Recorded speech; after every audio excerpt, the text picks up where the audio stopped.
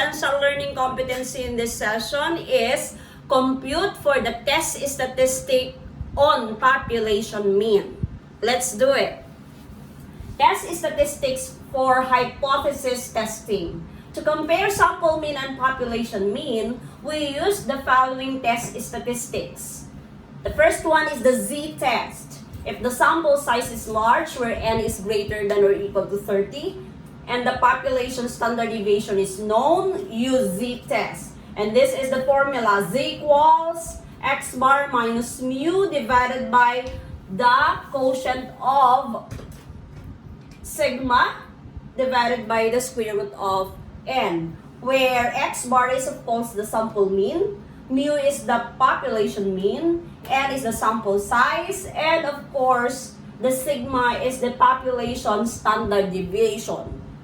We can also transform this formula into x bar minus mu multiplied by the reciprocal of this square root of n divided by, of course, sigma.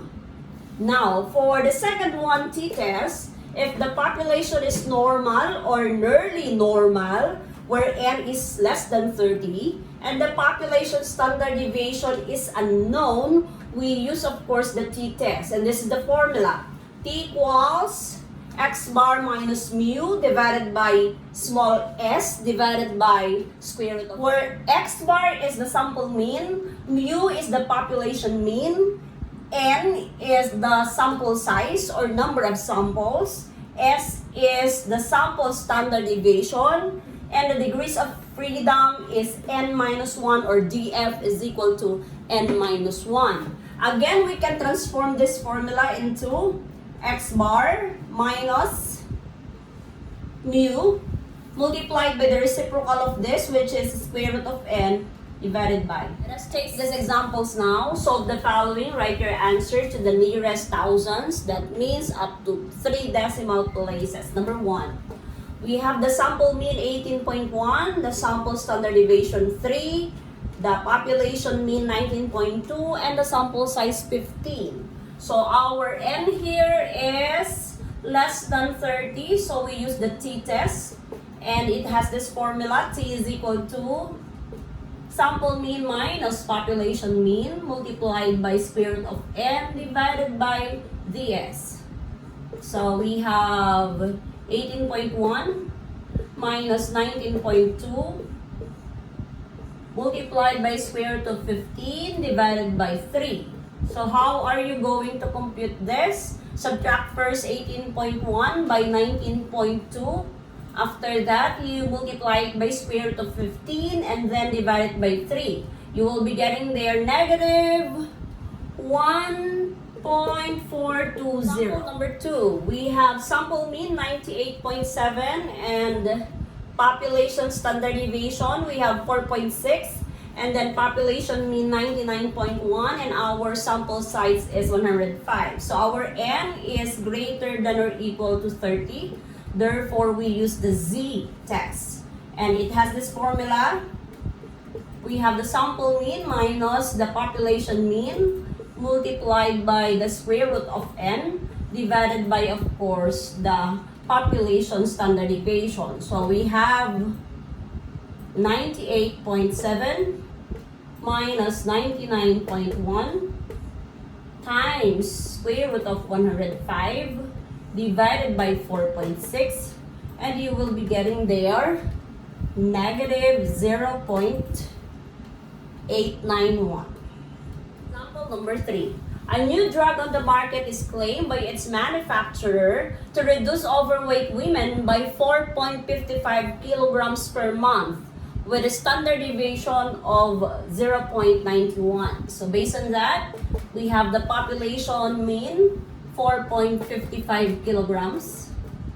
And of course, the population standard deviation 0.91 kilograms. 10 women were chosen at random have reported losing an average of 4.05 kilograms within a month. So we have n is 10, that's the number of samples, and then it's mean is 4.05.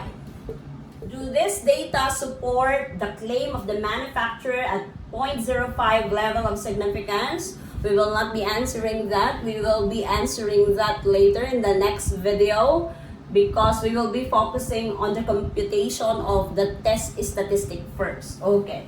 So in this case, our N is less than 10, but our population standard deviation is given, so therefore we will be using the z-test, and that is z is equal to sample mean minus population mean square root of n divided by, of course, the population standard deviation. And you will be having, we have 4.05 minus 4.55 multiplied by square root of 10 divided by 10, or divided by 0.91 rather. So z here will be equal to negative 1.738.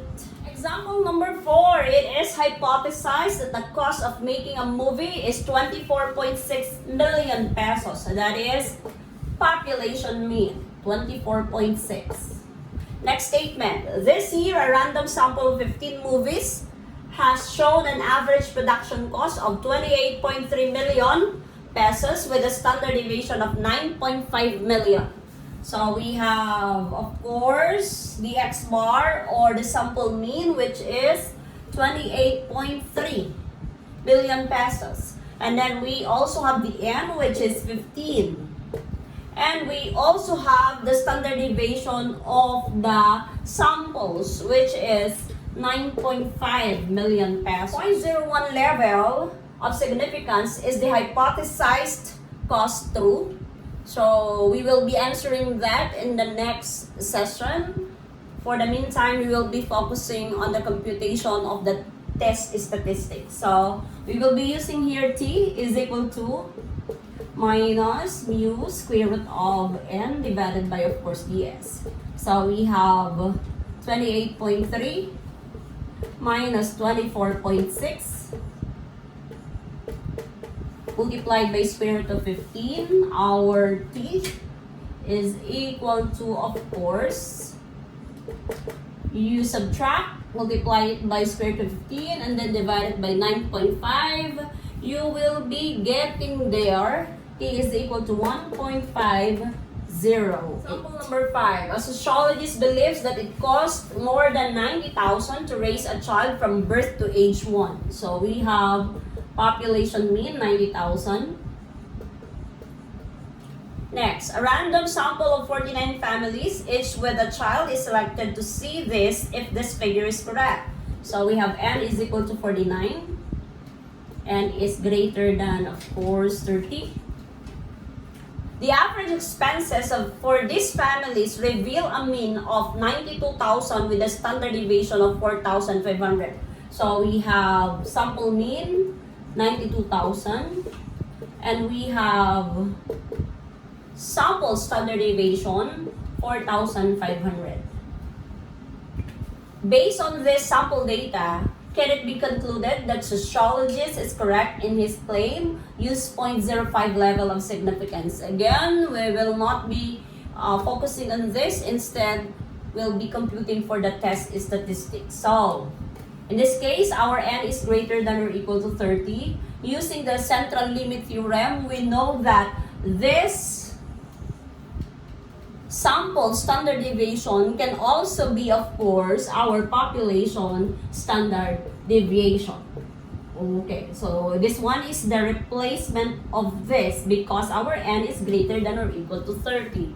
Therefore, we will be using the z-test. So that is z is equal to x bar minus mu times square root of n divided by, of course, the standard deviation. So we have here 92,000 minus 90,000 times square root of 49, divided by 4,500. So You subtract this and then multiply it by square root of 49 divided by, of course, 4,500. Then you will be getting there 3.11. Example number 6. In the first semester of the school year, a random sample of 200 students got a mean score of 81.72 with a population standard deviation of 15 and a statistics and probability test. So we have n here is 200. We have 81.72 as our sample mean. We have the population standard deviation of 15. And we have, what else? The population mean is 79.83. So we have 79.83. Use 0.05 level of significance. So we'll not be using that. We will just be using that later after, of course, focusing on the test statistic. So we will be using, of course, the z-test. Why? Because we have, of course, the standard deviation of the population and our n is 200. So we have sample mean minus population mean multiplied by the square root of n divided by the standard deviation of the population. So we have 81.72 minus 79.83 multiplied by square root of course, 200 divided by 15. And you will be getting there 1.782.